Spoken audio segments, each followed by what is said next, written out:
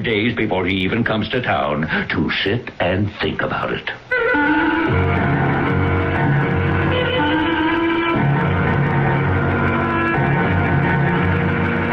Our mystery drama, The Dead Come Alive, was written especially for the Mystery Theater by Murray Burnett and stars Marion Seldes and Ralph Bell. I'll be back shortly with Act One.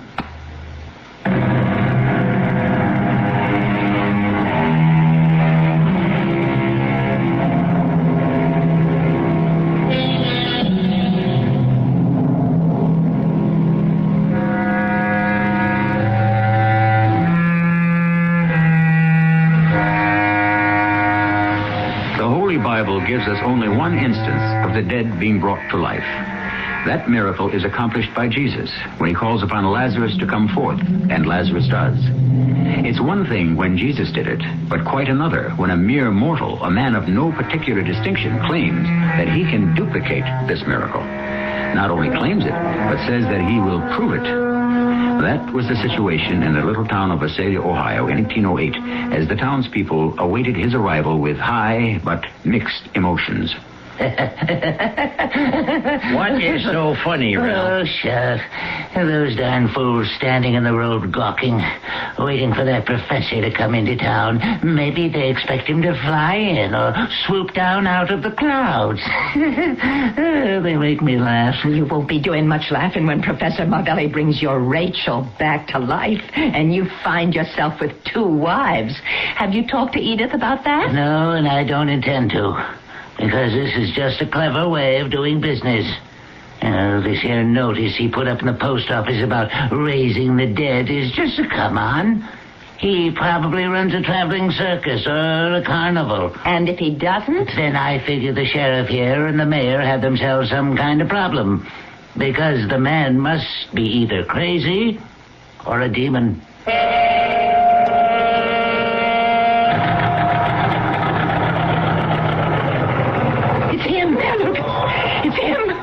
Professor Marvelli, he's in one of those the newfangled horseless carriages. Calm down, Mary, please. Mayor, I want you to promise that you'll listen to what he has to say.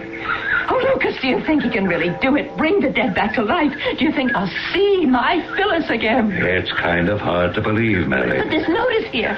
Listen to what he says. Exactly at midnight on the 19th of July, Professor Leon Marvelli will be in the Atwood Cemetery of the town of Visalia. He will bring the dead to life. Any who wish to see their loved ones again as they were in the flesh will please attend. Signed, Professor... I know, Mary, I know. I saw the notice in the post office. Those are just words. Anyone can print up a notice like that. And anyone who did and then failed to deliver would be a sorry human being indeed, sir. I believe I am addressing Mayor Lucas Kane. Yes, and you must be Professor Marvelli. Lucas. And this is Mrs. Mary Thatcher. I want to ask you, Professor. Mary, the professor and I have a lot to talk about. I'd appreciate some privacy. Oh, Lucas. Please, Mary, excuse us. Now, Professor, if you'll be so good as to step into my office here. Professor, I wonder if you realize that you caused more excitement in Visalia than anything since the fair in St. Louis a few years ago. I resent that, Mr. Kane. Oh? Why? How can what I've said... Because, Mr. Mayor, you are lumping me in your mind with a carnival, a circus atmosphere. I assure you, this is a serious matter. Most serious. I'm keenly aware of that. Then you are probably not personally involved. My wife of 28 years died 2 years ago, Professor. She lies at Atwood Cemetery today. You are a most unusual man, Mr. Mayor, to remain so calm when in a few days you can face the prospect of being reunited with your beloved. Yes, well, perhaps I do owe you an apology for my remark about the St. Louis exposition. You see, Professor, I would be both excited and apprehensive if I believed you. Well, I understand your skepticism. Perhaps these may change your mind. As you can see, the majority of these letters are from various small towns in Europe. But that's because I've only been in America a short time. Now, here is one from a little New England village. Don't slip. As you can also see, it's signed by the mayor. All right, just hold on. Just give me a chance here to read these, and we'll continue our conversation. Very impressive, Professor. Very impressive. I really don't know what to say. Well, what is there to say? You have read the letters. You accept them as genuine. They appear to be exactly as you represent them, yes. Meaning you intend to check them out? Well, as the mayor of this hamlet, I feel it's my duty to protect the citizens from what could be a very cruel hoax. Yes, well, that is why my first visit was to you, to reassure you. Have I succeeded? Well, let me answer that by saying that before you showed those letters, I was convinced that you were a charlatan. Now I'm not so certain. Well, that is the first step on the road to belief. Why are you doing this, Professor? And why did you pick Visalia? Yes, well, you see, I studied for many years the ancient religions, even witchcraft, which, sir, I abhor. And in my studies, I employed the latest sciences, chemistry, electricity. And, sir, I made a discovery. I can bring the dead to life, and by so doing, I can bring happiness to many who are bereaved, and be paid for doing this service. I see, so it's a business with you. It's a unique service, a service which deserves to be paid. And why Visalia? Well, obviously, most people will be skeptical, or even worse, openly antagonistic.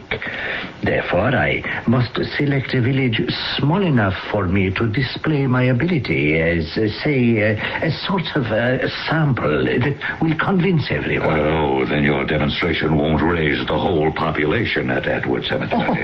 Oh, hardly. Although it would be possible. There will be certain people I'll select. Now, for example, you mentioned you were a widower? Yes? Now, if you will give me your wife's name... I'm still trying to make up my mind about you, Professor, so let's leave my wife out of this. Yes, as you choose, sir. What about the appearance? Surely some of those...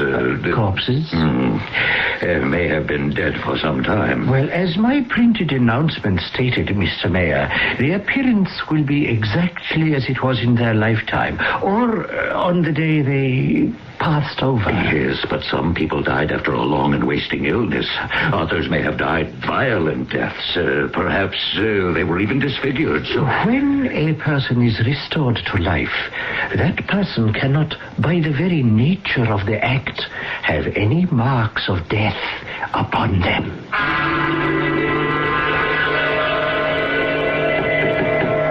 Who is it? Yes, who is it? Mrs. Thatcher. Mary Thatcher. Remember, we met at the mayor's office. Ah, yes. Come in, Mrs. Thatcher. Well, how did you get my room number? Oh, you mustn't be angry with Jonesy. We've known each other a long time, and I begged him, and he told me. Oh, please say you forgive him. Yes, of course. Now, how may I help you, Mrs. Thatcher? Well, how did you make out with the mayor? Is he going to try and stop you? My dear Mrs. Thatcher, surely you didn't go to all the trouble of finding out my hotel room to come and ask a question which you could just as easily have asked the mayor. No, this is important. You see, 3 years ago, my daughter, Phyllis, was murdered. Ah. And they've never caught the person who did it. And I miss Phyllis, and I was wondering what can happen. I mean, will Phyllis remember? And will she know the person who tried to kill her? I see your problem, Mrs. Thatcher. Well, what happens? I suggest you come Saturday night and find out.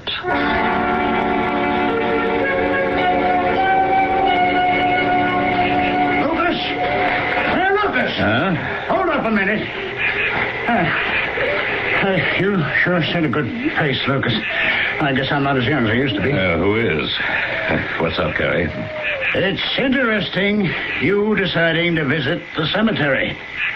Come here often? Would I feel like it? Uh-huh. And I imagine you're feeling like it now. Particularly since we're only 2 days away from Saturday. What do you want, Carrie? I've just come from a meeting with some concerned citizens. No names, Well, let's just say they're important people. The kind of people who swing elections. I'm asking you again, Carrie. What do you want? We want to know what you're going to do about this Marvelli and his demonstration. I haven't made up my mind. You know this shouldn't be allowed. Not everyone agrees with you. But this Marvelli's a fake. He's got to be. Yeah, that's what I figured. But he's got some mighty powerful credentials. Letters of recommendation from very important people. They could have been forged. Yeah, that occurred to me. So I sent off a telegram to the mayor of Dunslip, a little New England town where Marvelli had given a demonstration. Do you care to read the answer I got today? No, I'll believe what you tell me. The mayor wired me that Marvelli's no fake. He can do what he says he'll do. Bring the dead to life.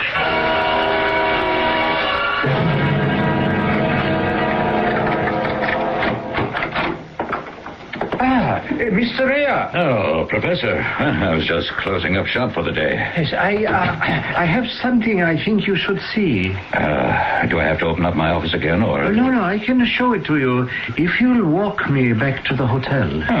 Good deal. I ate quite a few meals there since Willa died. I'm not much of a cook, I guess. That could all be straightened out this Saturday night. You could be eating home again. Well, I'd be lying if I didn't admit that I've thought about that. But, it's kind of... sort of gives me a weird feeling. Yes, well, it takes getting used to, and that's a fact. And I know some people never get used to it. Like the committee. The what? The people who had this note slipped under the door of my hotel room a little while ago. I'd like you to read it. Forget Saturday night and forget your demonstration. Well, you'd better start thinking about how to bring yourself back to life. You've been warned. Signed, the committee. Well, Professor, I thought I knew the people of this town pretty well. But you haven't been here 24 hours, and you've turned them into something kind of ugly. Not me, Mr. Mayor. It was always there. Must have been. Now, any ideas on the makeup of this committee? None that I care to make public until I do some checking. And let me assure you, Professor, I'm going to do a lot of checking. And so is the sheriff. I won't have this kind of ugliness in Visalia. Here we are at the hotel. I would eat with you, but I'm afraid that might prejudice some of the townspeople against you. Down, Professor, down.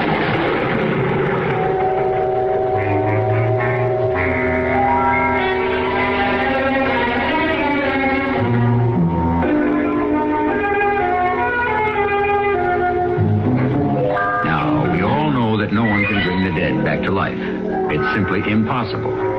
But what about testimonials from reputable people swearing that this was true? Would that change your mind? I confess I'm beginning to have doubts, which will be resolved when we return shortly with Act 2.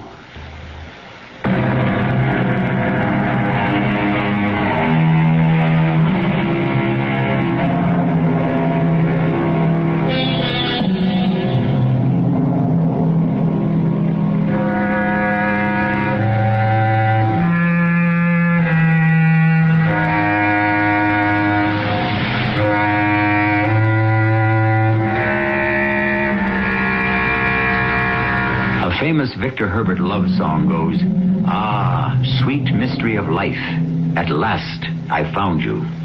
But today's mystery involves a man who claims to have found the mystery of death. Not only found it, but solved it. And he goes around bringing the dead back to life, which gives rise to some problems. Darn it, Lucas, I'm the sheriff. Now, this has been a fairly peaceable town till now. Now, we can't have people going around taking shots at other people. That's why I told you about it, Sheriff. You could hardly have kept it a secret. About 20 people heard the shot, and at least a dozen saw you and this Marvelli fella hit the dirt. If I wanted to keep secrets, I wouldn't have shown you the note. Okay. Now, you and I got a pretty good notion of at least one of the members of this committee. You want me to face him with it? You mean Carrie Wyndham? Well, he's the one that's been making most of the noise. Yeah, but he surely ain't going to admit having anything to do with this note threatening to kill Marvelli. Hey, Lucas, now you're going to have to make a stand, and soon. Did you hear me, Lucas? I'm sorry, daydreaming again. Yeah, I know. I could see it in your eyes. You really think there's something to this, huh? Well, if I do, I'm not the only one. You can't count poor Mary Thatcher.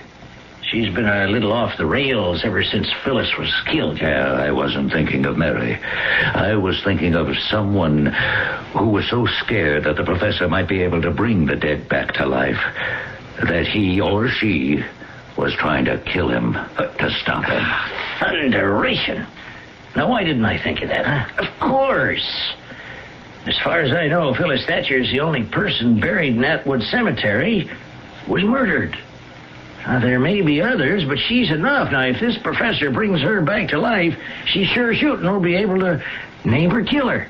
That's what I was thinking. Yes, and that's all the more reason for you to say that you're going to see to it that the demonstration is held.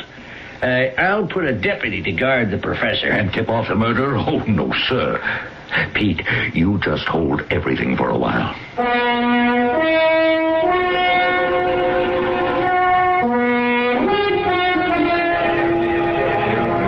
right. Quiet down now, everyone. Let's listen to Carrie. Thank you, Ralph.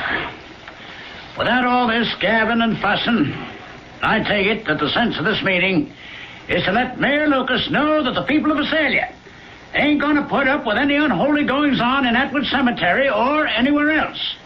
And that we, the people, want him as the mayor to tell that to this Marvelli. All right, that's right there. And, I, for one, vote that you be the man to tell him.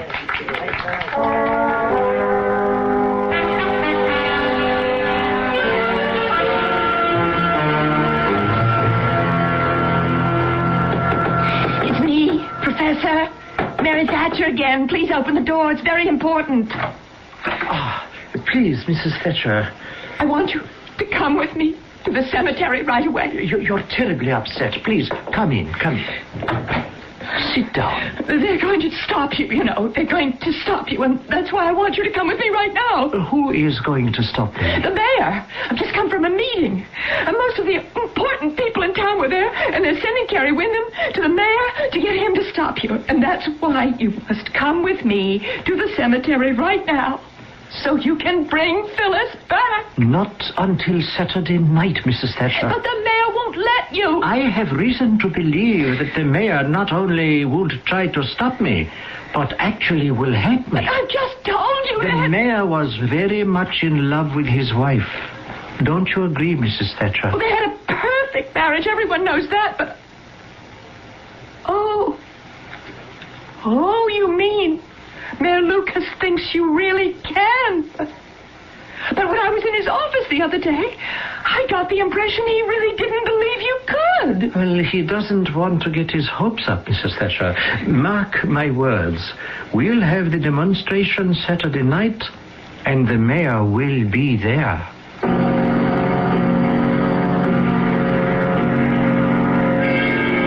I didn't come to your office to play games, Lucas. Yeah, hold on a minute, Carrie. You've got to ban the demonstration and run this Marvelli fella out of town. Out of the question. What grounds do I have for asking him to leave town? Witchcraft, Lucas. That's what he's practicing. Oh, come now, Carrie. This is the 20th century. I'm not going to restage the Salem witchcraft trials here in Visalia. Now, who's talking about trials? Oh, what are we talking about? Lynching?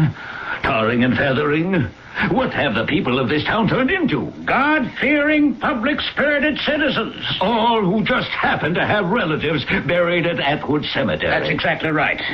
Now, Lucas, you trying to make it out that there's something wrong with people who don't want their dead disturbed? And what about you, Carrie? You don't have anyone at Atwood unless you count Phyllis Thatcher. I believe she used to work for you before she was killed.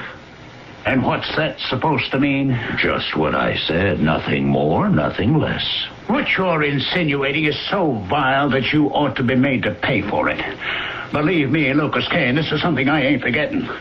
I'll make you eat your words, all right? I don't know what you're talking about, Carrie. All I said I heard you, Lucas, and by heaven, you can thank the Lord I haven't been a horsewhip, because What's going on here? You and Carrie sound like you're thinking of starting your own private war. Sheriff, you better talk some sense into Lucas. He's heading for a peck of trouble. Yeah, well, old Lucas was always stubborn, Carrie. You ought to know that. This is a serious matter, Sheriff, and you can be in trouble, too, unless you can persuade Lucas to stop this godless demonstration in Edward. Your job is to run Marvelli out of town.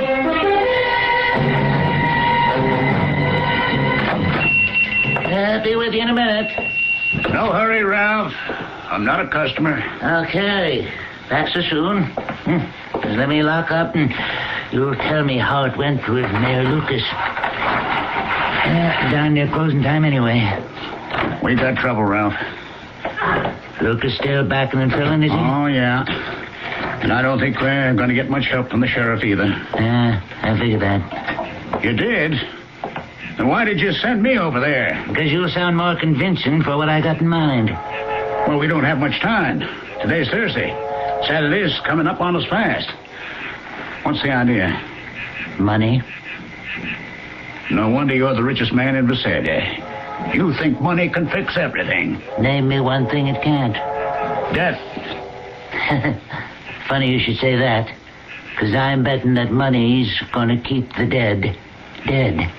The professor doesn't need money. Everybody needs money. You're going to try to bribe the professor? You use the wrong words. We're going to make a business deal with the professor. You have any idea on how much he wants? I know what we're going to offer him. We? We're all in it together. We're all going to chip in. How much? How much is it worth to you, Carrie? How much are you putting in? Look, I'll show you the figure we're going to offer him, and then we'll decide on how we're going to prorate it. You seem to have it all worked out. Oh, I figured it would end up like this, and I've been thinking about it. Now, here's the amount. Ooh. That's quite a sum. Where are we going to get that kind of money? Well, here's another sheet of paper. A list of names and the amounts that you and I expect them to contribute. All adds up. And suppose these people don't want to ante? That's why I want you to go along with me to help persuade them. Come in, gentlemen. Make yourselves comfortable. Well, I am sorry I cannot offer you any refreshments. We are not interested in the refreshments. You already know, Mr. Wyndham. My name is Ralph Jameson. I own a hardware store down the street. Yes. I would like to know the purpose of your visit. Business, Professor, business. We're here solely on a matter of business. Professor, there are a lot of people who don't want you to put on that demonstration tomorrow. Yes, I'm well aware of that, Mr. Wyndham. Are you also aware that these people are willing to pay you a nice round sum for you to cancel? Oh, dear me, that does present a problem. Uh-huh. But not, I hope, an insoluble one. Well, Mr. Jameson, in my profession, I would be the last person in the world to say anything was insoluble, particularly if there is cooperation. What's the problem? Well, a number of people are desperately anxious to witness the demonstration. But not so anxious that they've offered to pay for it. Oh, no, not yet. But past experience has proven that people who are anxious quite often... $3,000, Professor. Well, I know you don't intend it as such, but that is an insult. Let's quit horsing around. How much you want? I haven't even mentioned what this cancellation will do to my reputation. How much? 10,000. I said we were businessmen, not a charitable institution. We just might be able to go to 4. 7,500. You're pricing yourself out of the market. We might just be forced to let the demonstration go on. Now, Professor, I want you to look me straight in the eye, and you'll know bargaining time is over. Our final offer, 5,000. Cash. No checks. Cash. Yes, well, we have a deal. Oh, but there is one other matter. I told you the bargaining was finished. This does not concern money. Well, Yes. Well, you understand, this is my life work. Now, I am willing to call off the demonstration to accommodate you, sir. But I must have a letter from the mayor saying that my demonstration was indeed held and was successful. the mayor wasn't part of this negotiation. Nevertheless, I must have the letter. Believe me, sir, this issue is not negotiable. Without the letter, there is no deal. Understood. We'll be back this evening with the money and the letter. Lucas will never agree to write such a letter, and you know it, Ralph. You may be right, Carrie. Then how could you commit yourself to deliver the money and the letter tonight? Do you want that demonstration called off? You know I do. Then we darn well better put our heads together and find a way to persuade Lucas to write the letter. Or find another alternative. I heard the professor, and I just don't think there is any. Short of murder.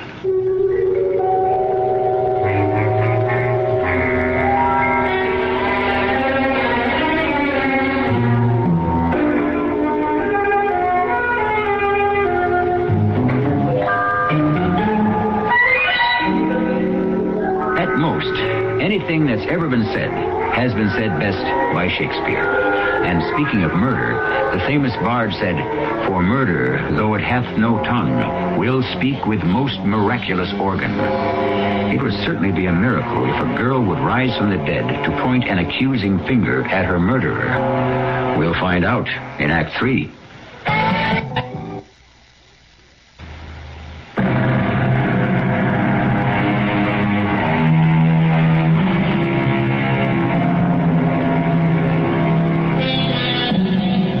Midnight in a cemetery. The classical setting for hauntings and dark deeds done when the moon hides behind a cloud. But the little town of Visalia was looking forward to a tumultuous, rousing demonstration put on by a man who claimed to be able to raise the dead.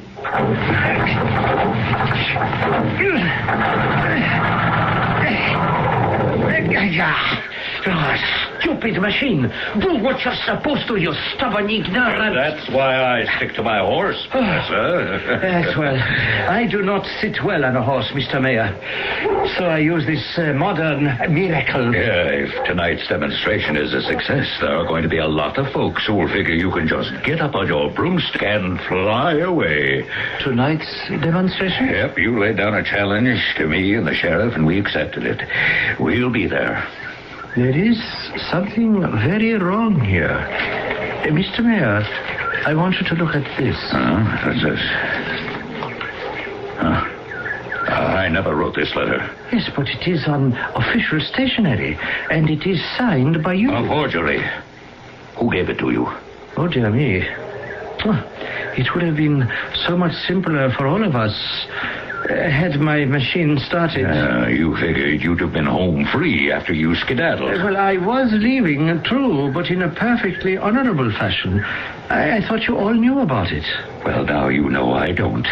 So you just tell me who gave you the letter. Oh, dear me, I fear that would lead only to complications. I hope so. If I give you the name, would you then allow me to leave immediately? What's your hurry? Well, I wish only to avoid the complications that you look forward to. You're in no position to bargain.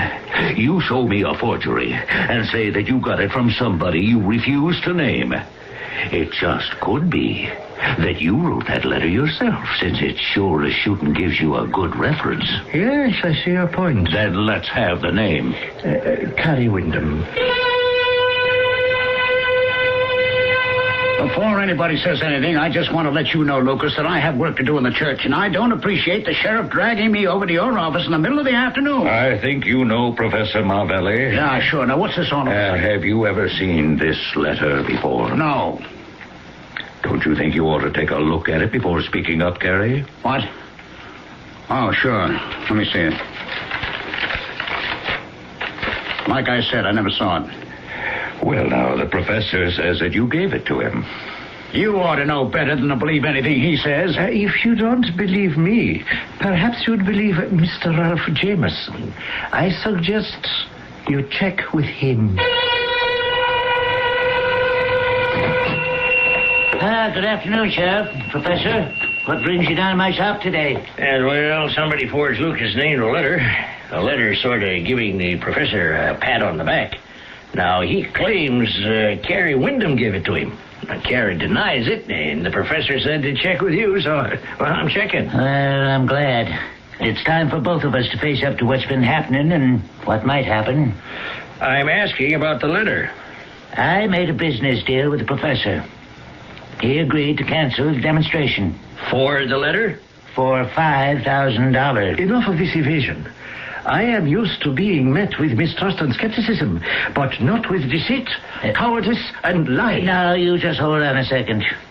You admit we made a deal and I forked over $5,000? Which I will now proceed to return to you. Oh, not so fast. You can't just decide to... With the treatment I have received here, I can do anything I want. Mr. Jameson, here is your money. The demonstration will proceed as scheduled. We made a deal. You can't back out now just by giving back the money. You didn't keep your bargain. The letter was a fake. Oh, I'll get you a good one. I'll go to Mayor Lucas myself. The time has come for straight talk between me and the mayor. Well, how about straight thinking, Ralph? You call yourself a businessman, and you let this here con artist pick your pocket on nothing but empty promises. Now, Lucas knows he can't deliver. That's not the question. Lucas has been so wrapped up in thinking about him and Willa that he never even bothered about anyone else. If by any chance the professor can deliver, what happens to me and Edie when Rachel comes back and finds us married, Or all the others who've made lives for themselves? What happens to them, Sheriff? Oh, nothing. He's just a faker. Your words echo your ignorance. Never once did you ask about the difficulty of working this miracle, or the danger of dealing with those forces I unloose. But tonight, Sheriff, you and Mayor Lucas come and see for yourself. Yes, if you have the courage.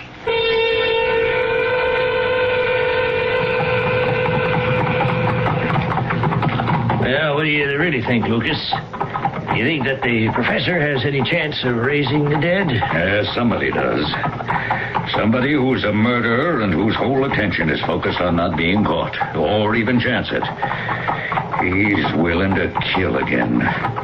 Took a shot at the professor. Or forge a letter. Yeah, maybe. That's why we're going to Carrie's house. Gotta get to the bottom of that letter. Whoa. There you go. I'll tie him up. You tell Martha we're coming.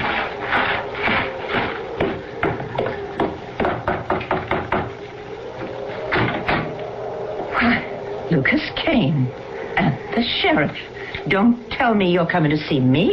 No, Martha. We wanted to talk to Carrie. Oh, that's a shame. He came home a while ago feeling so poorly. I sent him right to bed.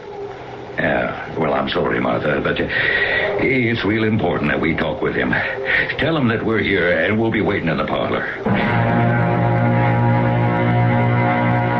I hope we can make this short, Lucas. Martha told you I was under the weather. That's up to you. All you have to do is tell us the truth about that letter. I never should have gone along with Ralph. I knew he was too sharp for me. Are you saying that Ralph wrote that letter? He talked me into writing it. You mean he paid you? No, not a penny. It was easy. He knew I wanted that evil demonstration stopped. Badly enough to forge my name on a letter? Carrie done what he thought was right. You ought to leave him alone. Martha, you know something about this letter? Well, just what I hear now. And, of course, what I heard at the meeting we had about raising the dead. No God-fearing person can hold with that. Carrie, you must know forgery is a serious crime. What the professor was fixing to do was a bigger crime. And that's your entire stake in this? Oh, don't sound so surprised. I'm not the only one. There's Ralph and all the other good folks who put up the money. Well, money is one thing. What you did is something else. Besides, I can understand the way Ralph felt. He was thinking about his situation with Edie if his first wife were to come back. Exactly. And most of the others have folks lying at Atwood Cemetery whose return might cause some problems. But you and Martha haven't got anyone at Atwood. By the way you're keeping after poor Carey, you'd think he'd done something terrible, instead of trying to put a stop to godlessness. Martha, that's just what sticks in my craw. You and Carey sure know what's right and what's wrong. Yet Carey went ahead and committed what he must have known was a crime. And for what? I told you. You told me, but you haven't sold me. When I found out what you'd done, I wanted to put you in jail. I don't blame you. Well, I do. Maybe Carey did break the law, but you two are making a great big thing out of this, like there was some importance. Martha, there's a murdered girl lying in that cemetery, and her mother's frantic to have her brought back to life. But how do you think the murderer feels about it? What are you saying? That whoever killed Phyllis Thatcher would have a big stake in stopping this demonstration. I can see that, Martha, but... As I remember it, Phyllis used to work for you 3 days a week, Carey. And I was wondering if you'd try to recollect if there were any friends she had in particular. Maybe some young fellas who used to hang around. You know the sort of thing I mean. Oh, sure, but I hardly saw her. She wasn't a very good worker, you know. No? Martha, you oughtn't to speak... Then why did you keep her on, Martha? Why don't you just take me to jail, Sheriff, and leave Martha alone? Better ask Carey why I kept her on. Now, Martha, it's all over and done with. What's over and done with, Carey? Oh, you know women. Martha somehow got it in her head that I was taking a shine to Phyllis. Oh, taking a shine to Phyllis? Oh, my God. He was out of his mind about her, mooning over her like a lovesick calf, and she encouraging him, and the both of them laughing at their secret little jokes when they thought I didn't hear. Now, Martha, calm down. You'll be getting one of your spells again. Spells. Spells.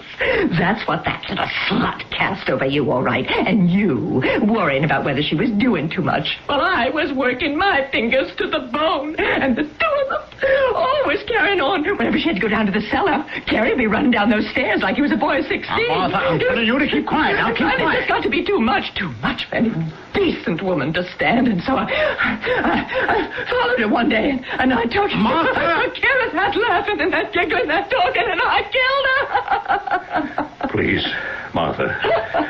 Mrs. Wyndham. Oh, don't worry, Lucas. I'm not hysterical. I just think it's so funny. I made myself a sinner. I killed that girl because I thought my husband didn't love me. And now look what he did just to stop my sin from finding me out. That's enough to make anyone laugh.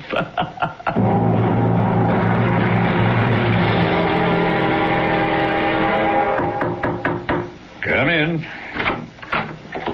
Well, good morning, Mr. Mayor. Morning, Professor. What brings you here? I thought, seeing as how I was instrumental in helping you solve an old murder and catch a killer, that you'd change your mind and write me a letter of reference after all.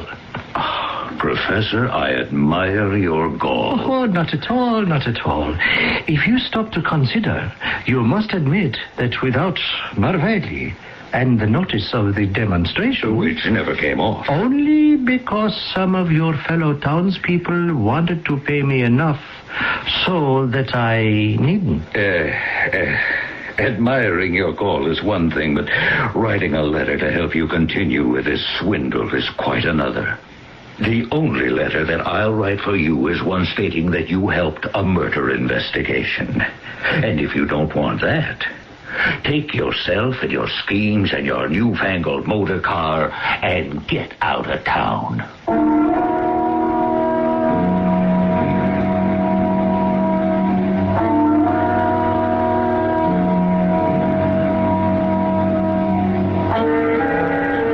It's difficult to believe in someone having the power to raise the dead.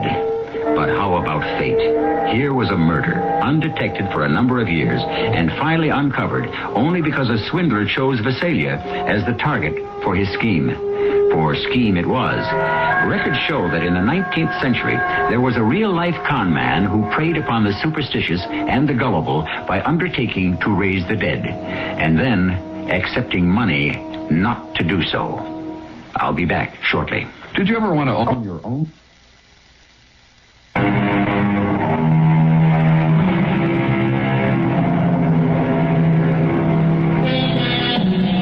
It's always the same dream.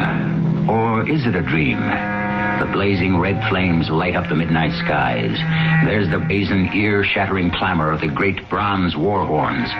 The shouts of the men, the screams of the women, the clatter of sword and javelin, the smashing of battle axe and mace. All of this seems to be exploding all about her. There is no escape. And just when it appears that she must be engulfed by it, swept away by the surging storm of murder and destruction, she opens her eyes, and she is somewhere else. Somewhere else. Miss Nelson? Yes, Dr. Miller. Where? Where? Why, in my own room. Home.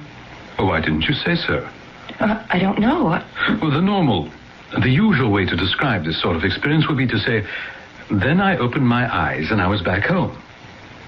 Why did you refer to your home as somewhere else? I told you I don't know.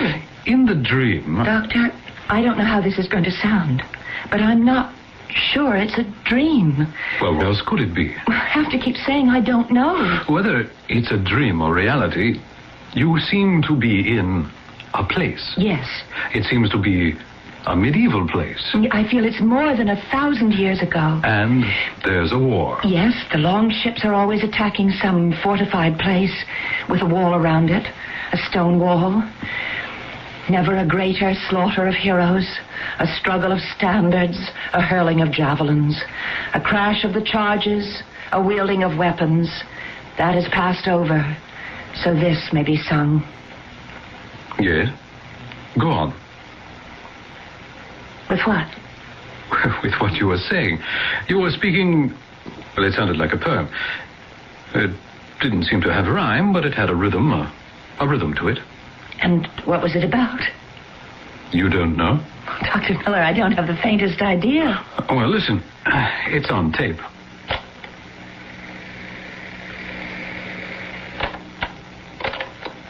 Never a greater slaughter of heroes, a struggle of standards, a hurling of javelins, a crash of the charges, a wielding of weapons. That has passed over, so this may be sung. I said that? Well, I suppose I did. What does it mean? Where did you learn it? Well, as I've told you about the whole business. I don't know where anything comes from. I don't know what anything means. Well, you don't usually talk like that, do you? Like what, Doctor? With a kind of lilt and rhythm. I don't know where anything comes from. I don't know what anything means. I have these bad dreams, and they seem to be more than dreams. In what way? In every way.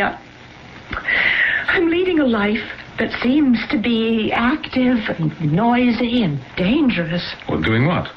Attacking medieval towns and cities? Oh, that's only a part of it. And it was because Thorfinn needed the gold and the jewels. Who is Thorfinn? I don't know. Well, you just mentioned his name. Oh, Doctor, these words, they just keep coming out of my mouth, and I don't know why. What am I going to do?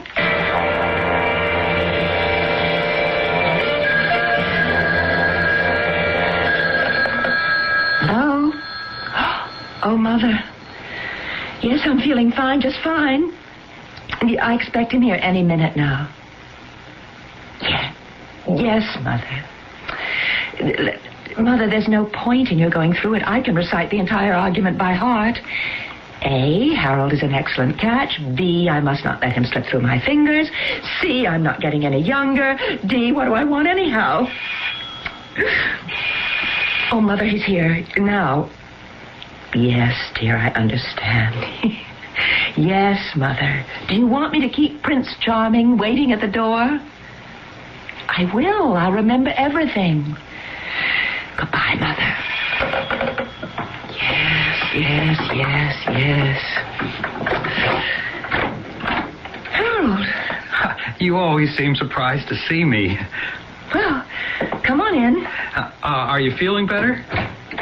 Better than what? Well, better than you were last night, last week. Well, actually, all month. Would you like some coffee, Harold? I thought we might go to a movie tonight. Oh, all right. It's an excellent picture. How do you know? Well, all the critics say so. And before you invest $4.50 for a seat, you should avail yourself of the best possible advice. Would you agree? Of course. Everything in this life is an investment. That's why you should research everything thoroughly. Now, I fell in love with you, Edith, but it wasn't at all haphazard or accidental. I mean, do you realize that? I really hadn't thought about it. No. See, first, I found out all about your family, and then I found out all about you. Well, what was there to find out? My life has been an open book. Oh, but such a sensible book. Well, only one thing worries me. Well, I wouldn't exactly say worries. It's the fact that you've been so nervous this past month. Oh, I'm sorry. Did you go to the doctor? Yes? And what did he tell you? Oh, very little. Practically nothing. Harold, would you mind if we didn't go to the movies tonight? Oh, of course not. I seem to have this headache. You poor darling. The best thing for that is rest. Yeah. As a matter of fact, I have a whole pile of work I could take care of tonight. Well, then why don't you do that? Oh, that's what I love about you. You understand that a man has serious obligations to his job. Well, of course.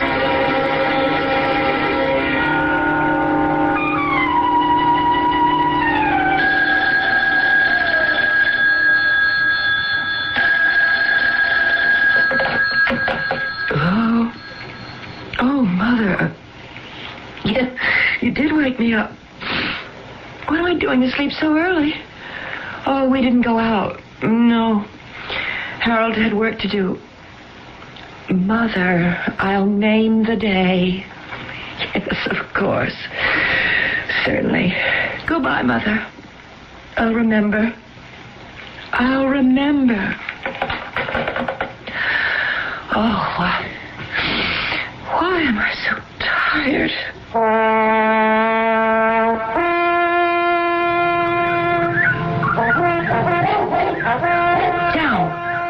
Down, Randolph.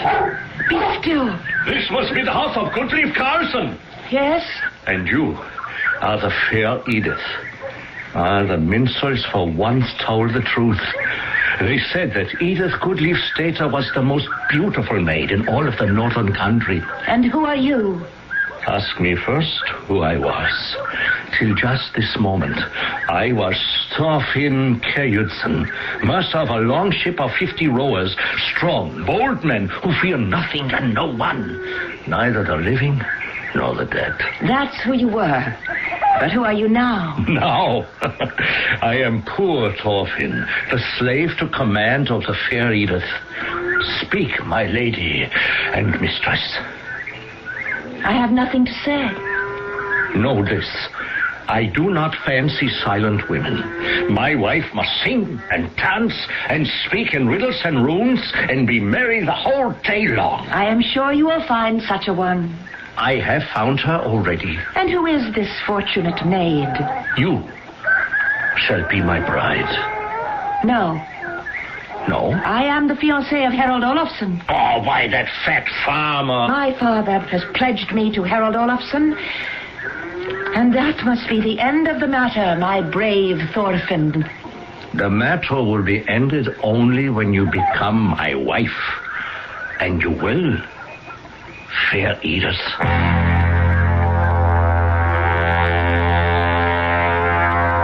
You still have those dreams, Miss Nelson? Yes, Doctor? What do you know about the Vikings?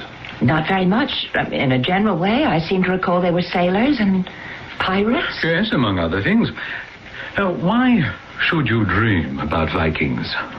Was I dreaming about Vikings? Well, I did some research on the things you've been telling me. The references, the names. all these are Viking. How do you account for it? I don't. I can't. Well, your name is Nelson. That's of Scandinavian origin. Yes?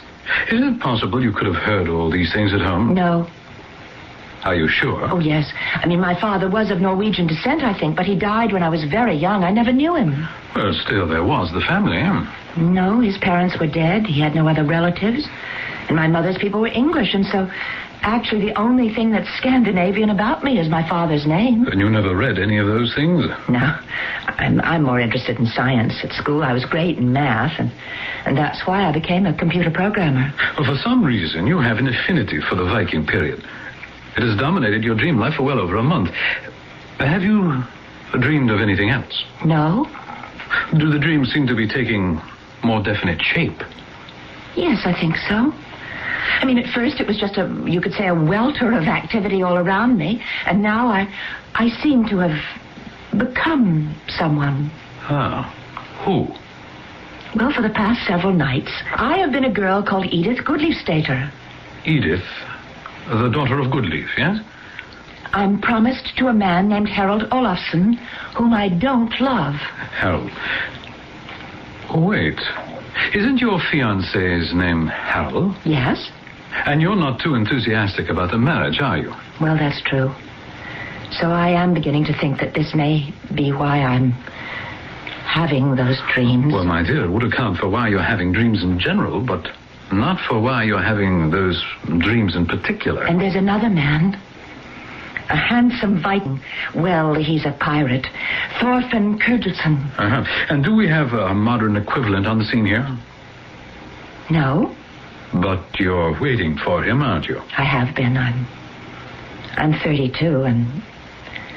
Well, you know, No, you're not happy. No, and I won't be happy if I marry Harold, and I won't be happy if I have to be alone, and so it's a dilemma. And since you can't solve it, you try to escape in dreams. But are they dreams? Yes, but why Vikings? And how do you know so much about them? Let's see, you started having these dreams, you say, about a month ago? Yes, Doctor. You didn't have any dreams even remotely like them before? No. Why did they begin a month ago? What happened? Was there an event? An event? What sort of event? A month ago. That would be June 3rd. A Saturday. You came in here, I have the record, June 14th. Now, you told me you were having those dreams. You remembered the day they began, Saturday night. So what happened Saturday that could have triggered them? I don't... Don't say you don't remember. We're going to put that day together. Now, what happened on Saturday, June 3rd, that seems to be changing your whole life?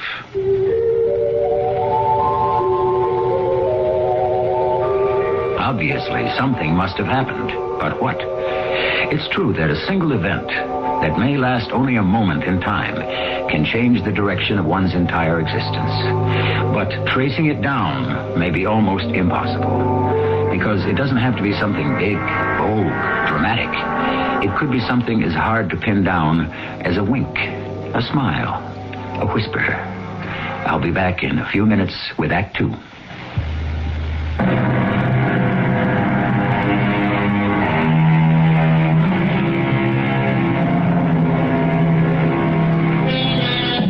In our dreams, we go journeying, says the poet.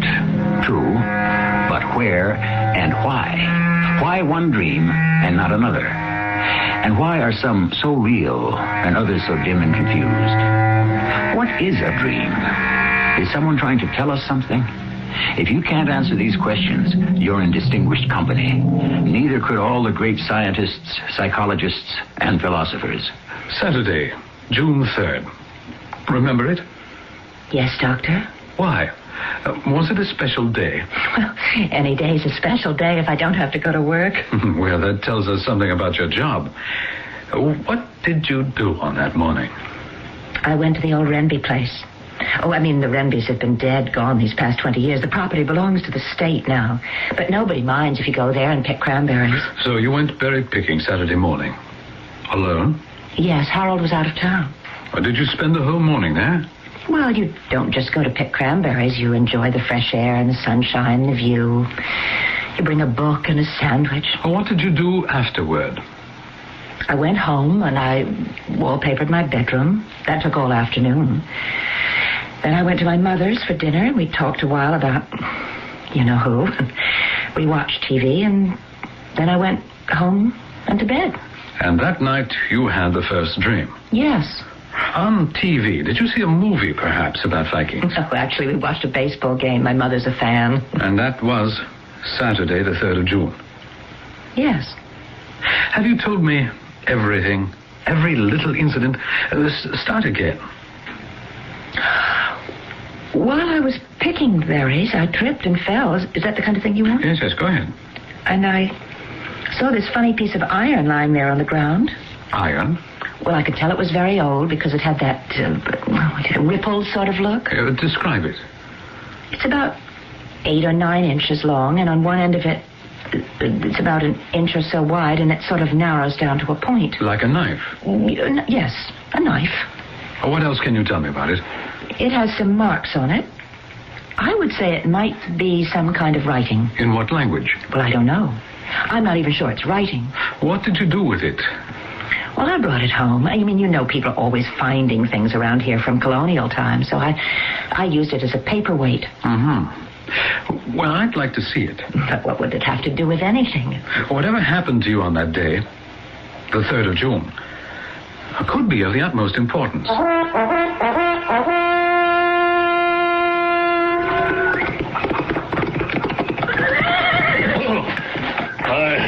Good morning, Edith Goodley-Stater. Ah, the pirate. Yes. This is what I like best about you. The daughter of one of the most powerful earls in the land. The CBS Radio Mystery Theater presents...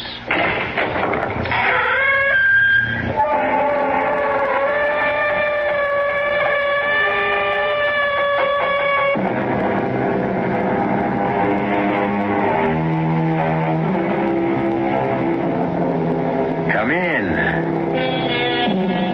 Welcome. I'm E.G. Marshall. Trust. To trust someone. What does that mean? I suppose that in simple terms it means you feel sure that a certain person will not let you down, that you can put complete confidence in him or her. Assuredly, trust ranks among the strongest expressions of the human psyche. Yet it is also the most delicate and vulnerable, as Claudia Hammond found out. Mary, they're going to kill me. He's going to kill me. Now, Claudia, you've just got to put such terrible thoughts out of your head. In heaven's name, Mary, how can I? You saw the letter from Todd's mistress. The woman Todd's making love to behind my back. You know what it said. And I don't believe one word of it. Not one single word. Because your husband loves you, Claudia. You have nothing to fear from him. Except one thing. What one thing? Death.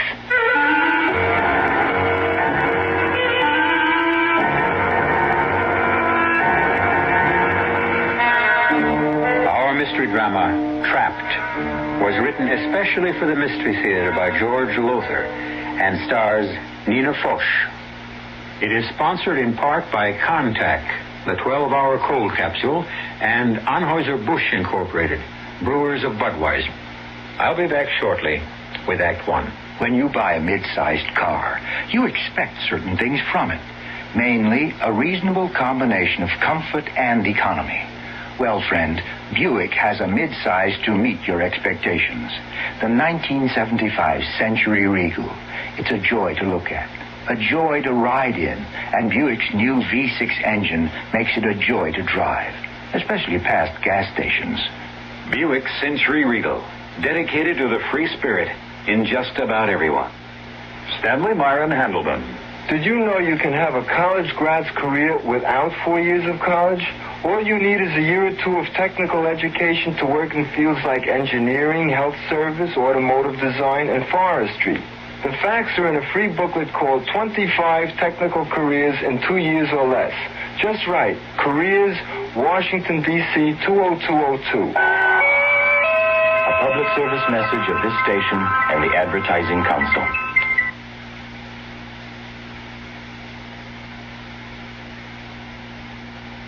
At McDonald's, we give you good service. So when you come to our place, we give you more than fast service. We give you a smile and a thank you. Count on it. You can count on our smiles. You can count on our speed. You deserve a great trade at McDonald's. Fast and friendly, and you can count on it.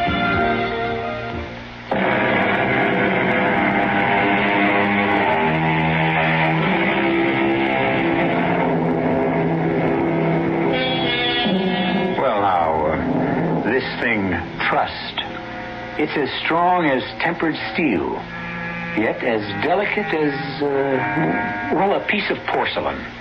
Strong because it grows slowly, deeply, in the compost of unselfish deed.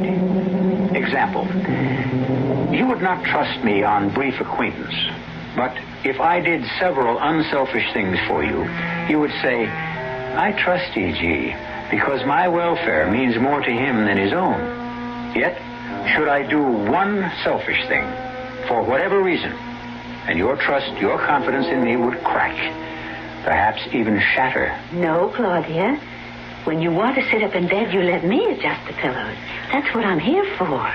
Dear Heaven, Mary, can't I exert myself at all? Not if you want to recover from your heart condition.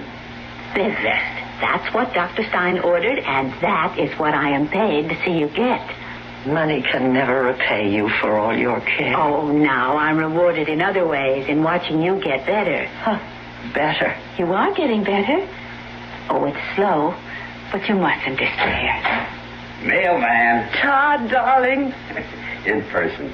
How's the most beautiful wife in the world doing today? She's very well, Mr. Hammond. Oh, looks it, too. Rosy cheeks, bright blue eyes, shining gold hair. Give your actor husband a kiss. Speaking of my actor husband, shouldn't you be at the theater? Oh, I'll make it. Jerry kept me on the phone talking over the new film contract, and I wanted to sort the mail before taking off. Here's your batch. Thank you, darling. One more kiss. And I'm off. Take good care of her, Mary. You know I will, Mr. Hammond. Well, now, let's see what your handsome mailman has brought today. Now, let me open some, Mary. All right, you can open these while I... Well, what's this? What? It's a letter addressed to Mr. Hammond. He must have overlooked it when he sorted the mail. Huh? Shell pink envelope. Perfumed. Woman's handwriting. This is not a mash note. Todd gets them by the gross. Open it, Mary. Let's see what it says. Oh, should we? Of course. Todd shows me all his fan mail. Oh. Well, you know, proposals of marriage and offers of love and, I don't know what all. What's the matter? A matter? The way you look when you open that letter. Mary, what is it? Now, let me see that letter. No, Claudia. I'll just give it to Mr. Hammond when Mary, please, let me have that letter. All right. What? Mary, did you read this? Well, I glanced at it enough to... Todd, dearest, of course I love you as deeply, passionately as you love me. And you're right. Claudia does stand between us. So, dearest heart, I've changed my mind. I will go along with your plan to put her out of the way. Signed, Margot. Margot, whoever she is, could use the services of a psychiatrist. Do you think this is just one of those crank letters? Oh, what else could it be? Claudia, you don't think it's anything but that? If it is, he'd have good reason. What are you talking about? I'm not a wife anymore. I'm a burden. Now, I will listen to no more of that. That husband of yours doesn't just love you. He adores you. Or acts as if he does. All right. Have it your way. Now, it's time for you to take your tonic and have a nap. I don't want any tonic. You've got to have it. It's the one thing that really builds up your strength. Strength? For what? To go on living? Of course. Oh, Claudia, honey, what makes If you... Todd doesn't love me anymore, I'd just as soon be dead.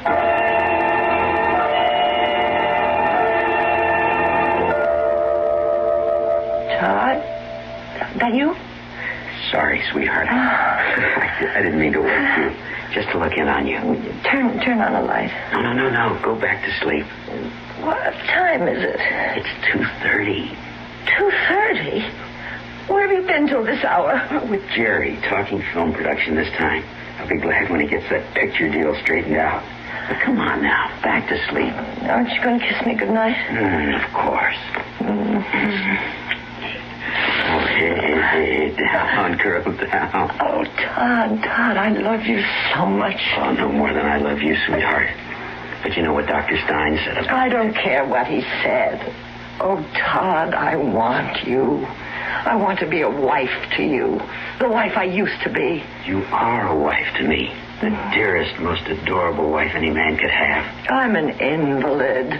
A millstone round your neck. If that's the case, you're the prettiest millstone I've ever had around my neck.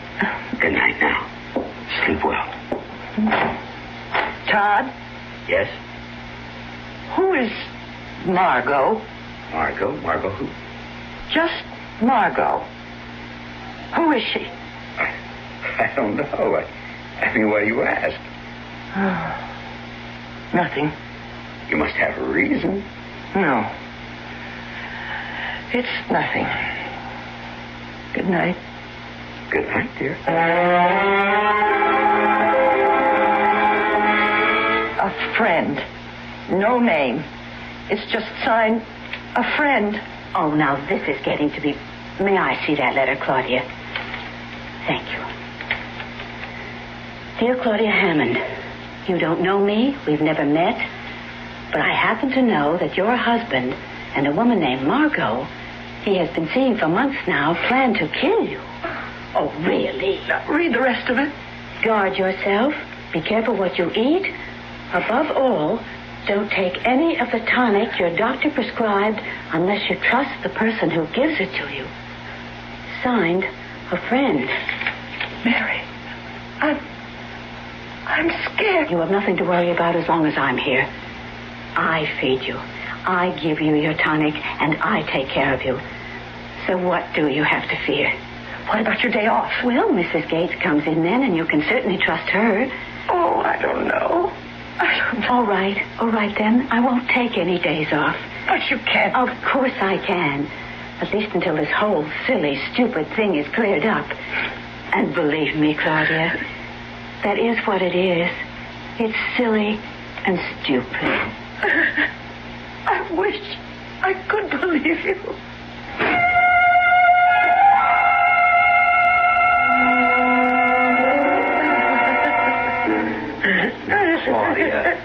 Claudia, please. I want Mary back. Get Mary back, Todd. Dearest, I told you it's impossible. I don't believe it. I don't. Now, stop that. Stop it. What? Oh, I'm sorry, sweetheart. But you can't go on letting your emotions run away with you. It'll kill you. It could. You know it could. Now calm down and listen.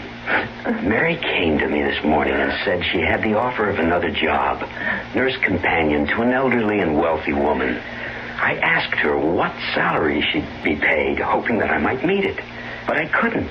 It's 3 times what we're paying her. I don't care. I want Mary. Honey, I'm sorry, but you just can't have Mary. Tell her I want to see her. I'll talk to her. I'll persuade her. You can't talk to her. She's gone.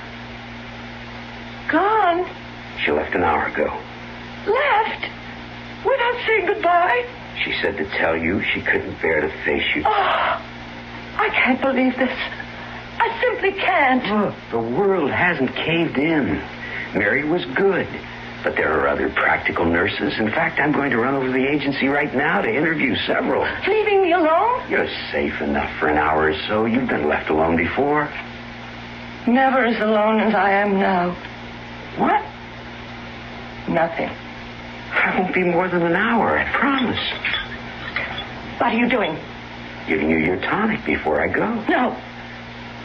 Sweetheart, you've got to take... No, I said no. Okay. Won't hurt you to skip it for once. It isn't exactly a matter of life and death. Isn't it?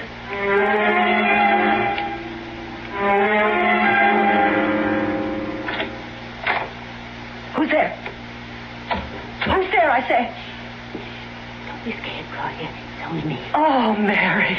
I saw Mr. Hammond leave and took the chance. He forgot to ask me for my key.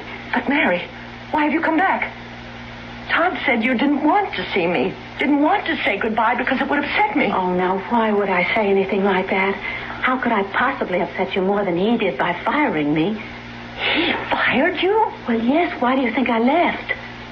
Claudia, what did he tell you? Well, that you had a better offer with some wealthy woman or other and that he couldn't afford to keep you as my nurse. I see. Mary, what is this? Oh, honey, there was no offer of another job. He fired me. He told me to pack my things and get out and never come back. Then he's getting ready to... Now, it looks that way. But I'm going to call the police. The police? There's no other way. With me out of the house, you need protection. But what can the police do? There's no proof Todd means to kill me. There are the letters. You still have them, don't you? Yes. But do you think they're enough, those letters, to convince the police? Won't they think what you thought at first? Crank letters? Very likely, but they're all we have. Now, you keep them until I need them. And I'd better leave. He could come back any minute. Oh, here. I wrote it out for you. It's my telephone number. And you call me. You just call me anytime you need me. Oh, Mary, I can't let you go. I know, honey. I don't want to go. But we have no choice. But don't you worry. You are going to come out of this. Believe me. Question is, will I come out of it alive?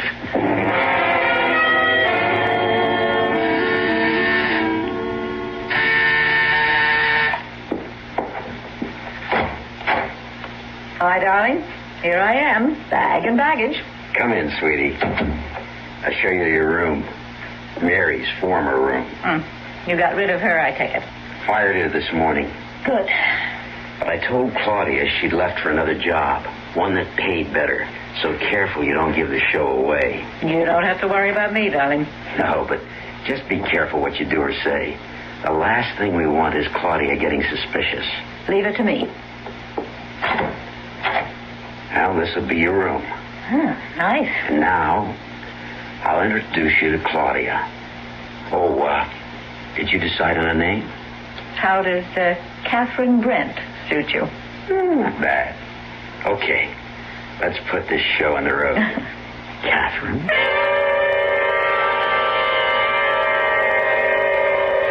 Trust, as I said, is both strong and delicate.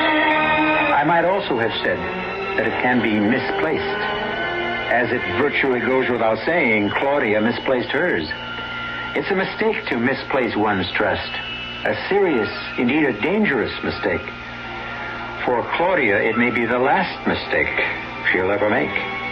I'll return shortly with Act 2. Give your hand to a friend. Give your heart to your love. But give your cold to contact. The sooner the better. The common cold is a rotten thing. You miss so much. Sneezing, drips, and congestion can drag you down. Then, ask yourself the contact question. 6 or 3 or what? You'd need 6 cold tablets, 2 every 4 hours, or 3 ounces of Cold's liquid, 1 every 4 hours, or just 1 contact for up to 12 hours continuous relief of those symptoms. That's daytime, then nighttime relief. Both the others have things for aches and fever, and the liquid, something for coughs. Not found in Contact 600 tiny type pills. Give your cold to contact. 6 or 3 or what? Take Contact. Only as directed. Kitchen appliances are power tools, too, just as much as drills and jigsaws. Hi, Frank Lieber here to tell you True Value hardware stores have that kind of power tool, too. Kitchen appliances that help cooks create. A West Bend party percolator, for instance. It makes a lot of coffee, 20 cups, and then keeps it hot. If you ever had to make coffee for 10 with a 9-cup percolator, you know the advantage of that. It has a durable polypropylene body and a two-way spigot, just $9.99. And there's a Toastmaster broiler oven, one that cleans itself as it cooks. In one position, it broils and grills. Flip it over, and it bakes and roasts. It's just $32.88 at True Value hardware stores. And there's a Hamilton Beach 14-speed blender. It comes with 2 special plastic containers. You can blend food in them, then store them away in the refrigerator. Just $19.88. Kitchen appliances are power tools, too. Just a few of the values at participating True Value hardware stores.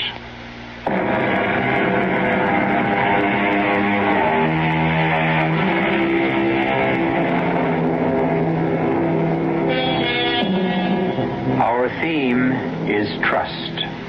Abiding faith of one person in the honesty of another. Yet who of us has not at one time or another been duped by a person in whom we reposed complete confidence? Or did we dupe ourselves? Did our very faith in another place too much of a burden on him or her? In sum, did we have the right to impose our trust on another? Claudia, this is Catherine Brent, your new nurse. She's replacing Mary. Hello, Mrs. Hammond. I'm delighted to meet you. Well, aren't you going to say hello to Catherine? Hello, Catherine. I'll leave the two of you to get acquainted. Got to get to the theater. We're rehearsing a new second lead for tonight's performance. Goodbye, sweetheart. Take good care of her, Mark. Catherine. Trust me, Mr. Hammond. I mean to take very good care of her. Well, now, Mrs. Hammond, what can I do for you? You can leave me alone. Very well. But there are some things I must do. See that you take your meals, your tonic. Oh, by the way, where is it? Your tonic. Oh, never mind, I see. This bottle here. And it's just about time for you to have it. I don't want it. Oh, tastes bad. Well, does it? No. Well, then why don't you want it? Don't you know? I'm not a mind reader, Mrs. Hammond. Neither am I. But I can read yours. Well, in that case, you must know that I intend to give you your tonic whether you want it or not. You can't force me to take it. True. Well, then? I said I intended to give it to you whether you wanted it or not. I didn't say that I'd succeed. Clever, aren't you? Matter of fact, I am. Yes. I'm impressed. Does it help you, your cleverness, to steal other women's husbands? I beg your pardon? You heard me, Catherine. Well, it must taste bad. That's it, isn't it? Won't answer? Well, find out for myself.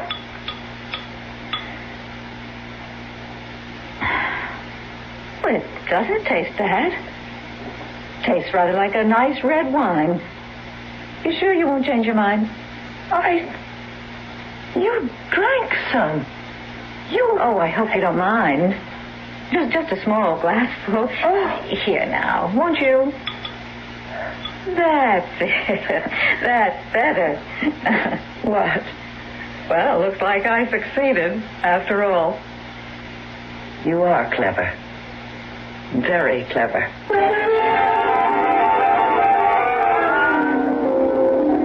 And thank you, Dr. Stein. Thank you very much. Good night.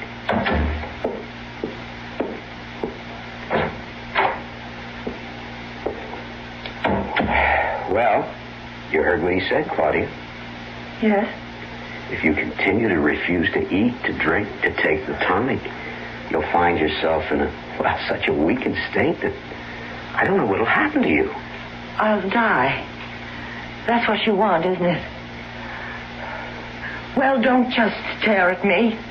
It is what you want. Sweetheart, Dr. Stein said, well, he said if you don't keep your strength up, you begin to think all kinds of crazy things, delusions like that. And, well, damn it, sweetheart, I'm beginning to think you are. It's no delusion. You do want me to die, to put me out of the way. Claudia. And I don't blame you. How could I? I mean, look at me. An invalid, so weak I can't even leave this bed. A useless woman. A useless wife. Oh, Claudia. You think I don't know how it must be for you? You're a man. Not just any man, but a Broadway star who could have any woman he wanted. And all you've got is me. All I want is you. Don't lie to me. Oh, please, don't do that. I couldn't bear that. You remember our promise to each other. Promise? You don't remember. And it isn't so long ago. We were so in love then. So in love. We promised we would trust each other.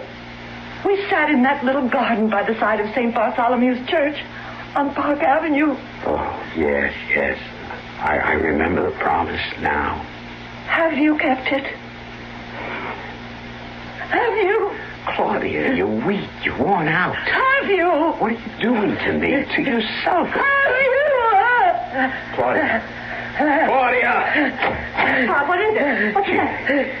Another heart seizure, I think. Phone Dr. Stein. He's not back in his office yet. Phone anyhow. Get it on record that you phoned. Yes.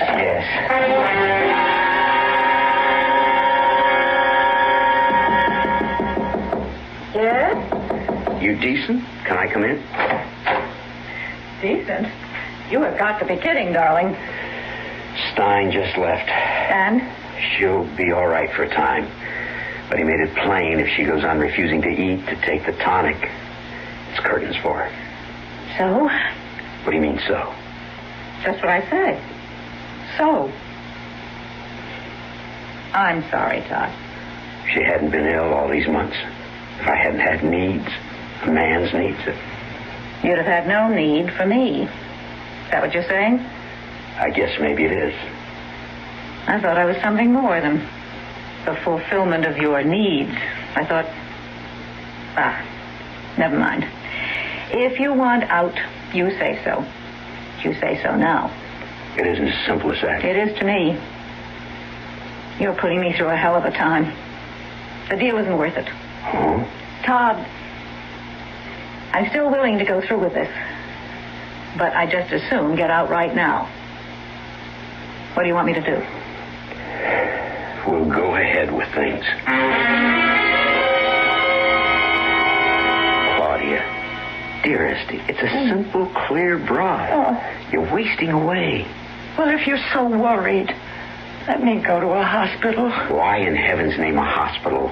You know why. Claudia, I don't. Why a hospital? What difference would that make? At least I could eat without fear. Fear of what? Hello. Oh, yes, Dr. Stein. No, she's still refusing. I don't know. Doctor, she wants to go back to the hospital. Now, well, that's the way I see it, too, but yes. All right, Doctor. And thanks very much for calling. What did he say? Can I go back to the hospital? No. No? He doesn't see what good that would do. He said it's simply a matter of you're taking food, the tonic, to build up your strength. And if you refuse to do that here... You're lying. Claudia... He said no such thing. You want to keep me here. You and Margot. Margot? Oh, don't act as if you didn't know. But I don't. Hope I'm not interrupting. I just came to see if Claudia's taken her broth. No. Oh, now, look, Claudia, I am knocking myself out trying to take care of you, and that includes cooking. And, sweetie, if you're not going to eat, I'd just as soon not cook. Don't, then. Don't cook. What does it matter how you kill me? By poison or starvation, just so you do it. Kill you? Claudia, what in heaven's name are you saying? You know what I'm saying. The two of you. Oh, Claudia. I said this before, but I'm saying it again. You're imagining things. Am I? I'll show you. I've got them here on my pillow. Oh, Claudia, don't exert yourself. Whatever it is, I'll get it for you. Get away from me. Darling, I'll get it. Here. I'm imagining things, am I? Is this letter a dream? And this? Let me see. Oh, no, you don't get your hands on them. They're the only evidence I've got of what you're up to. Evidence? It's all here in this letter you sent Todd. But he never got because it was mixed up in my mail. I'm sure you'll remember it. Todd, dearest, of course I love you as deeply, passionately as you love me. And you're right. Claudia does stand between us. So, dearest heart, I've changed my mind. I will go along with your plan to put her out of the way.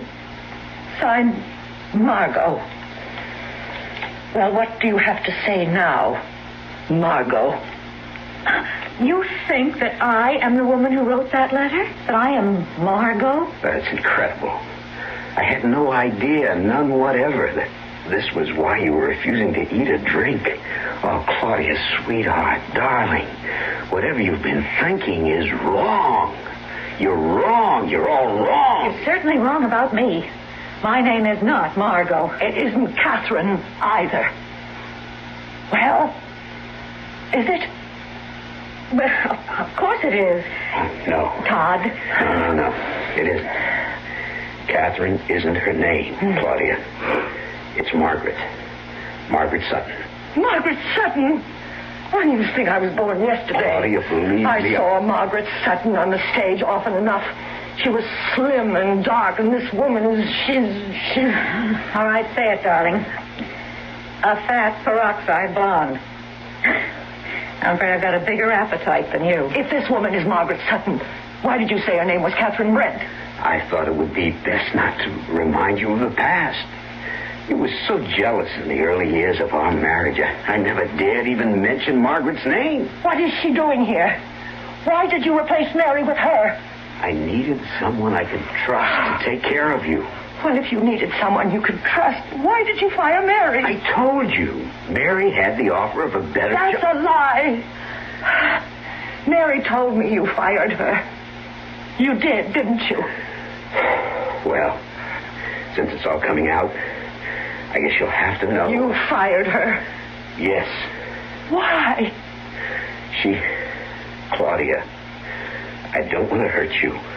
I know how fond you were of Mary. And always will be. She was the most devoted, dedicated person I've ever known. No, Claudia. It was all an act. The simple truth is that Mary was in love with me. In love? With you? Almost from the first day she entered this house, she started doing everything she could do to, well, get me to fall in love with her. If you expect me to believe... I don't expect you to believe it. But what I'm telling you now is the truth. Things went from bad to worse over the months. She got more and more difficult to handle, and finally, I couldn't take it anymore. I fired her. Claudia, that is the truth. Go away and leave me alone. Claudia, look at me. I swear I'm telling you the truth this time. Leave me alone, please. Please leave me alone. Let her do what she wants, Todd. Oh, she could die right now. Come on.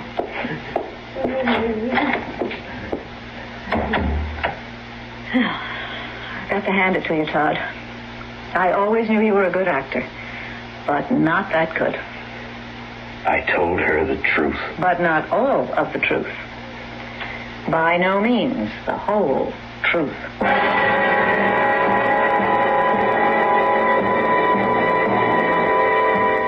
What is the whole truth? What game are these two playing with Claudia as the pawn? Todd has lied to Claudia again and again. What lie or half-truth has he told her this time? I'll return shortly with Act 3. You've seen the Budweiser commercials on television, and maybe you've wondered how long people have been putting that famous Bud label on things. Well, not as long as the brewers of Bud have been putting things on the label. Things like a list of Bud's most important ingredients.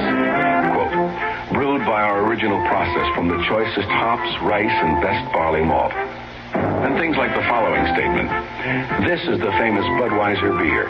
We know of no brand produced by any other brewer which costs so much to brew and age. Our exclusive Beechwood aging produces a taste, a smoothness, and a drinkability you'll find in no other beer at any price. Unquote. Yes, brewing beer right does make a difference. Read the Bud label. Taste the king of beers, and you'll agree, when you say Budweiser, you said it all. Anheuser-Busch, St. Louis. You know, there's clean and there's McDonald's clean. That means at McDonald's, the cleaning never stops.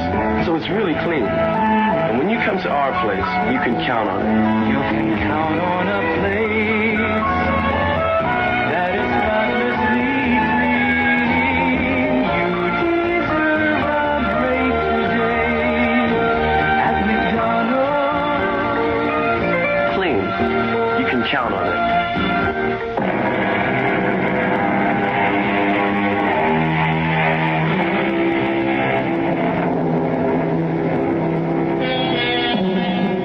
The very foundation stone of trust is truth. Accordingly, since Todd Hammond has lied to his wife Claudia repeatedly, she can scarcely be expected to trust him. So far as I'm concerned, she'd be a fool if she did. Apparently, she feels as I do, for as we rejoin her now, a helpless invalid, trapped in her bedroom, we find her telephoning the police.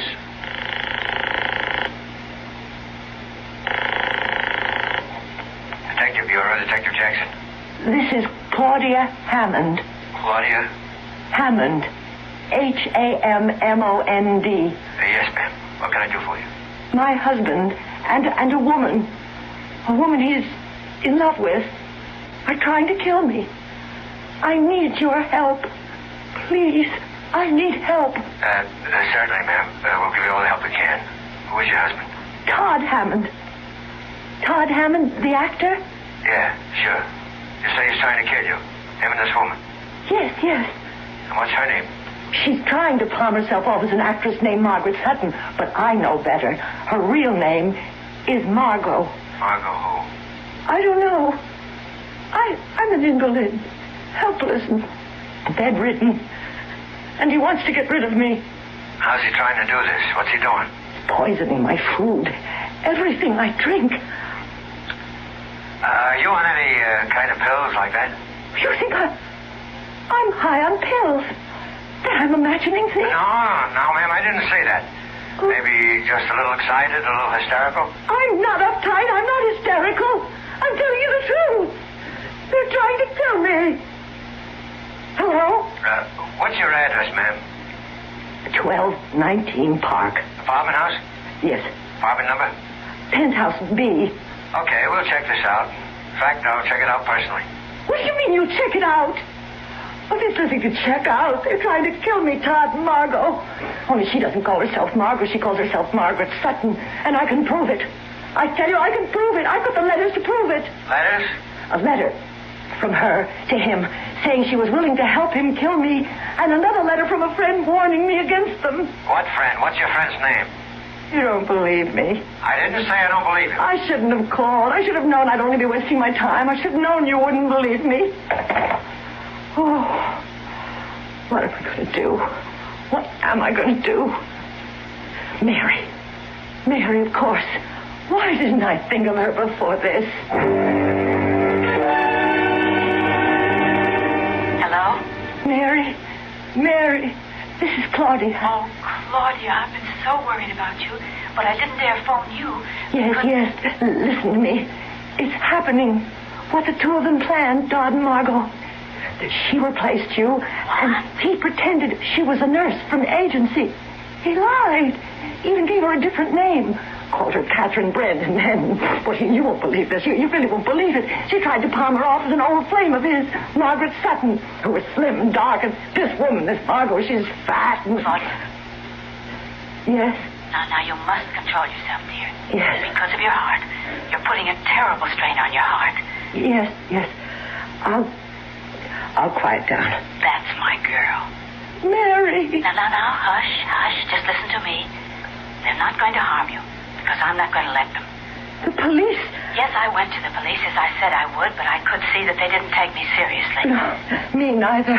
I was just talking to them. What is it? What is it? Is there something wrong? If you can't send the books over today, then send them when you can. Goodbye. Bookstore? Yes. You ordered some books. I'll be happy to go and get them for you if they can't send them over today. Do you dare let me out of your sight? Just to go around the corner? 10 minutes at most.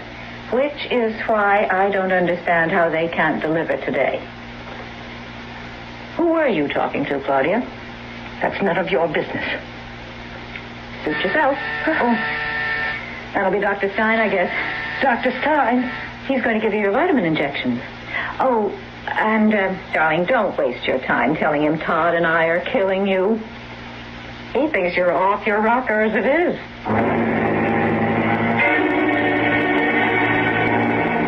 You were supposed to monitor all her calls, but you let her phone the police. I'm sorry, Todd, but even you will have to agree I have only 2 hands, 2 eyes, and 2 ears. I can't be everywhere and do everything at once. A detective coming to see me backstage.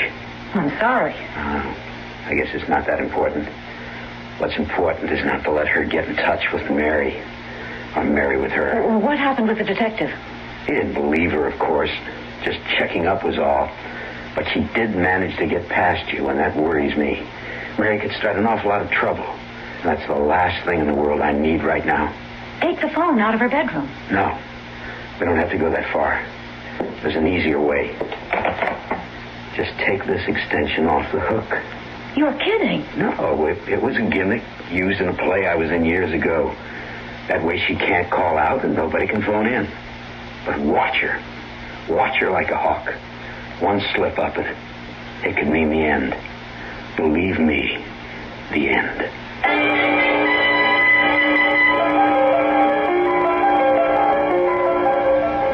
Mary's number now. Where is it? Here.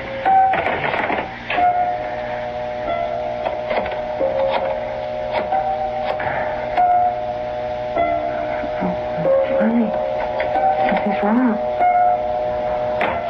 Oh, no. They're taking the phone off the extension. It's like in that play he was in. I can't phone out and nobody can phone in. Oh, God. God, help me. Please. I don't want to die. Please. Oh, please. I want to live. Could I possibly... What time? 10:35. He won't be back from the theater till after 11. And she's... I'll take my chances. If I can only get out of bed. Walk. Crawl if I have to. Everything's slipping. Dizzy. I mustn't faint. Mustn't. Weak. So weak. Life in your life. Now. Step. Open door.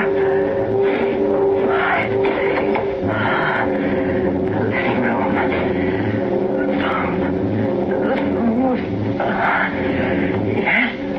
Yes. On that last table.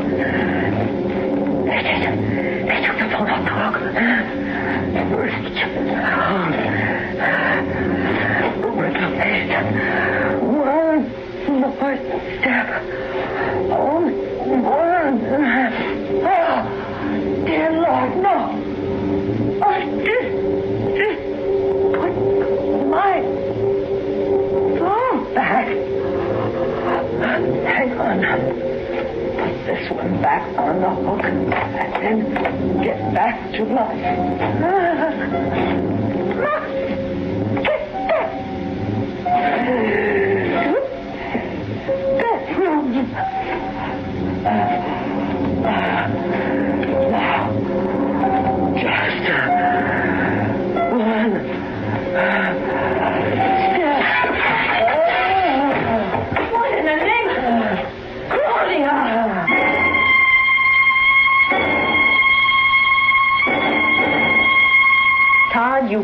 help her.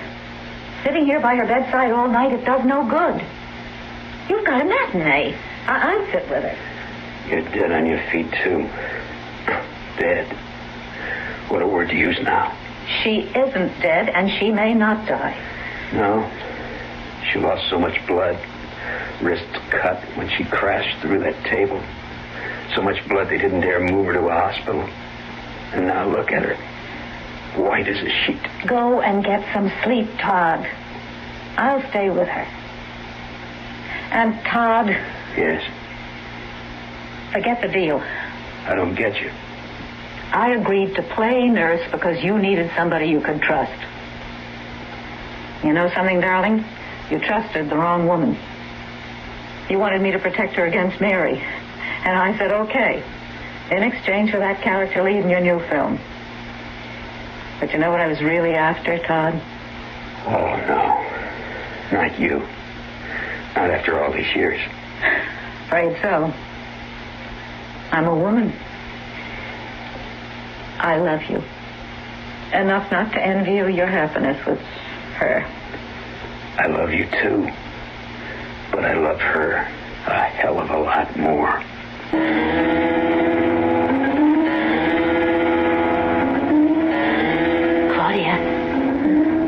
Claudia? Mary? Shh. Now listen, dear. They're asleep. He in his room and her in that chair.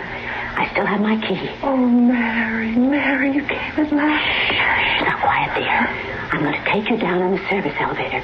I jammed the door, and then into my car and home to my place, where you'll be safe, honey, really safe.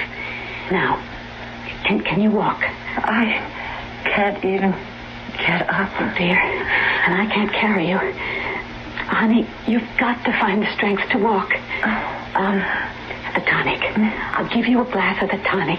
That always gave you quick strength. No, it's poison. Oh, no. They wouldn't have dared to do that. If they succeeded in poisoning you, the coroner would have impounded the bottle. No, they'd have poisoned the glass, not the bottle. Here, now you drink this right down. Yes.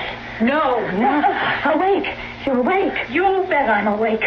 And waiting for you. I've been waiting for you to give yourself away. So Mr. Hammond and I could turn you over to the police with the evidence to convict you. Evidence to convict me? You're crazy. She's crazy. This woman's crazy. Claudia, Todd told you the truth about Mary being insanely in love with him. What? Propositioning him, the whole scene. Todd put up with her insane nonsense till she said something one day that made him realize she intended, one way or another, to kill you. Oh, you're lying. That isn't true. It can't be true. Not of Mary. It's all too true of Mary. And I can prove it. By what Mary just told you. What? What did Mary just tell me? That if Todd and I wanted to kill you, we'd not have risked poisoning the bottle of tonic. Only the glass. What? Well, I never poisoned the bottle. And so I'll drink it straight off. There. You drank the whole bottle. It's quite delicious. And healthy. So you drank it. What does that prove? It proves that what you poured into the glass, Mary, could not have been poisoned unless you slipped the poison into the glass. Which you did. No, I did not. In that case, Mary, drink the glass. Well, go on, Mary. Drink it. Mary. I hate you. I have always hated you, you sniveling little invalid. A man like him needing a woman. Needing a wife, the kind of wife that I could have been. That's why I wrote those letters. To prepare you for the death that you had coming to you. And to play it smart. Yes, smart. Because if anything had gone wrong, he would have been blamed for your murder, not me. You're crazy. I am not crazy. She's stupid, too. Todd, stupid? I was stupid? That letter from a friend. Only 4 people knew Claudia took that tonic. Claudia, Dr. Stein, me, and you. Marge, call the police, will you?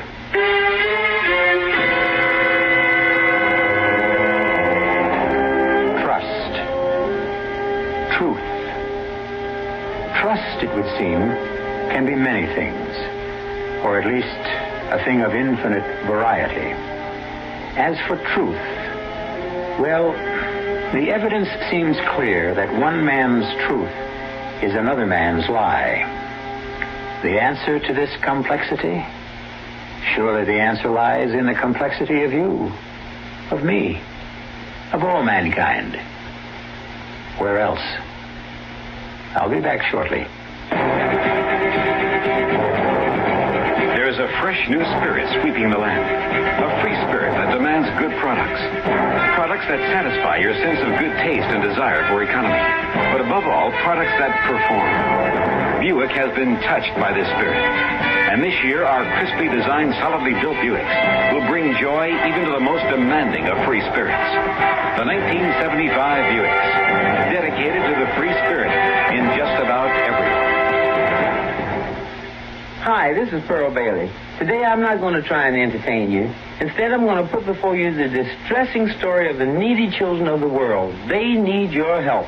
The bright side is that you can give them all of this by working with Save the Children Federation. Together you can forge a better world, one in which children can have hope instead of despair. To find out how, you write today to Save the Children Federation, Box 120, Grand Central Station, New York, New York, 10017. Please help these children.